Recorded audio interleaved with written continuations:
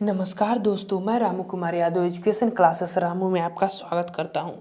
दोस्तों आज एक फिर से नए वीडियो के साथ आप लोगों के सामने उपस्थित हुआ हूं। तो इस वीडियो को जरूर देखिएगा। वीडियो पसंद आए तो लाइक करें, शेयर करें, सब्सक्राइब करें।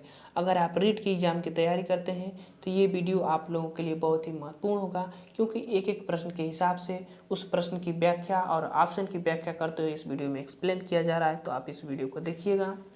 हालांकि जो प्रश्न तो बना हुआ है पिछले वो तो बन नहीं सकता, लेकिन उससे संबंधित जो और फैक्ट हैं उस चीज़ को जाने रहेंगे तो वहाँ से प्रश्न बनने के चांसेस रहते हैं।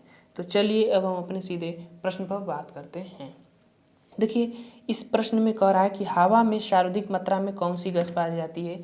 यह रीट एग्जाम 2011 के प्रश्न में ये पूछा हुआ है। ठीक, कि जो वायुमंडल है, हवा है, उसमें कौन सी गैस सबसे ज़्यादा पाई जाती है, तो वह है हमारा गैस। कौन सी गैस है? नाइट्रोजन गैस है, सबसे ज़्यादा मात्रा में पाई जाती है।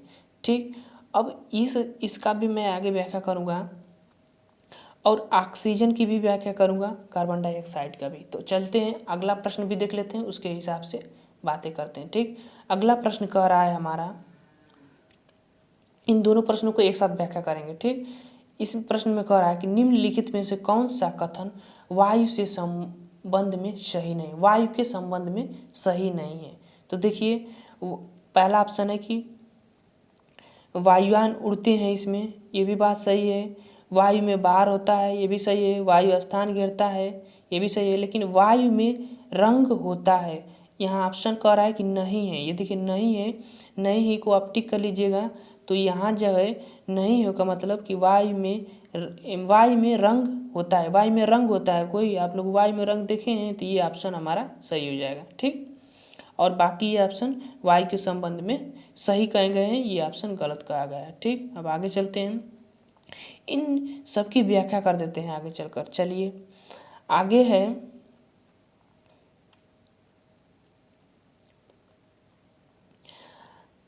आगे कही गई है क्या बातें कि हमने पढ़ा कि वायुमंडल में जो वायुमंडल है हमारा, जो उसमें किसकी मात्रा, किस गैस की मात्रा सबसे ज़्यादा होती थी। यहाँ लिखा हुआ है कि वायु में सर्वाधिक मात्रा में पाए जाने वाली गैस नाइट्रोजन गैस है। पहला प्रश्न था, अभी मैंने आगे पढ़ा था। ठीक, उसमें 78%, मतलब कि 78.08% जो है ये गैस पाई जाती है, नाइट्रोजन गैस। ठीक, तो वायु में सबसे ज़्यादा गैस कौन सी पाई जाती है, तो नाइट्रोजन गैस। अगर हम ऐसे बात करें कि जब हवा चलता है और उसका दाब पड़ता है किसी भी चीज़ पर, तो अगर उस पर दाब पड़ता है तो उस पर नाइट्रोजन का दाब ज़्यादा पड़ता है, क्योंकि वायुमंडल में सबसे ज़्यादा पाई जाती है। तो सीधी बात है कि जो ज़्यादा पाई जाएगी उसका ही दाब पड़ेगा। तो ये भी जान लीजिएगा। अब आगे चलते हैं, आगे क्या लिखा हुआ है कि नाइट्रोजन न तो जलती है वो न ही जलाने में सहायक होती है। ठीक, ये नाइट्रोजन गैस है, ये तो ना खुद जलती है और न ही जलाने में सहायक होती है। तो इस चीज़ को भी याद रखिएगा। अब ये तो नाइट्रोजन था, लेकिन एक और बात जो कि कार्बन डाइऑक्साइड है, जो कार्बन डाइऑक्साइड, ऐसे बना देते हैं, जो कार्बन डाइऑक्साइड है ये जो है 20.95 मतलब कि यह 21% के लगभग ये जो गैस है कार्बन डाइऑक्साइड गैस, वह वायुमंडल में पाई जाती है और यह ग्रीन हाउस की गैस की श्रेणी में आती है, कार्बन डाइऑक्साइड। ठीक, अब चलिए हम बात कर लेते हैं वायु के बारे में, जहाँ से दूसरा प्रश्न बना था कि वायु के संबंध में बातें कही गई थी। तो वायु के संबंध में कुछ गुण लिखे गए हैं, उस गुण को आप समझ लीजिए। वायु रंगहीन होती है, मतलब कि वायु का कोई रंग नहीं होता है। गंधहीन होती है, यानी कि वायु महकता नहीं है। और स्वादहीन होती है वायु, जो हवा होता है हमारा वह रंगहीन होता है, गंधहीन होता है और स्वादहीन होता है। ठीक, दूसरा बात, यह स्थान घेरता है। स्थान घेरता है, इसका मतलब ये हुआ कि जब आप किसी गुब्बारे में देखिएगा फुलाकर, तो उसमें स्थान घेरता है और वो फूल जाता है गुब्बारा, तो उसके अंदर क्या करता है, वह स्थान घेरता है। तो वायु स्थान घेरता है।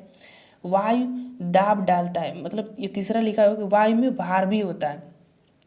तो देखिए वायु में भी भार होता है, ये तो क्लियर है, सबको पता है कि वायु में भार होता है। तो अगला चीज़, वायु दाब डालता है, मतलब वायु का दाब होता है, ये भी क्लियर है। वायु के दाब से ही तो गुब्बारा फूलता है। ठीक, वायु विभिन्न गैसों का मिश्रण है। वायु में विभिन्न गैस पाई जाती है। नाइट्रोजन गैस पाई ही जाती है, कार्बन डाइऑक्साइड पाई जाती है, आर्गन पाई जाती है, मीथेन पाई जाती है, माने विभिन्न गैसें जो है वायुमंडल में पाई जाती है। ठीक, अगला है 6वां पॉइंट कि हम वायु को देख नहीं सकते परंतु उसकी उपस्थिति का अनुभव कर सकते हैं। ठीक, अब वायु रहेगा ही नहीं, मतलब कि ऑक्सीजन रहेगा ही नहीं तो हम उसमें जी पाएंगे? हम लोगों के लिए ऑक्सीजन तो जरूरी है। तो वायु को हम देख नहीं सकते लेकिन उसकी उपस्थिति का अनुभव कर सकते हैं।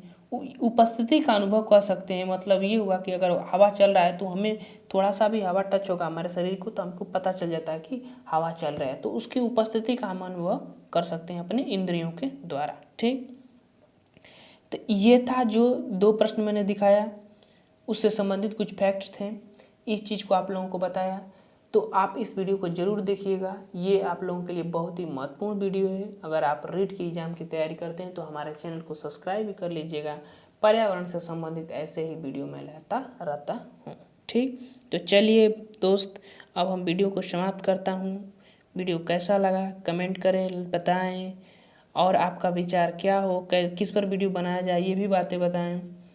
और वीडियो कैसा लगा, अगर पसंद आए तो चैनल को लाइक करें, सब्सक्राइब करें। चलिए, thank you for watching this video.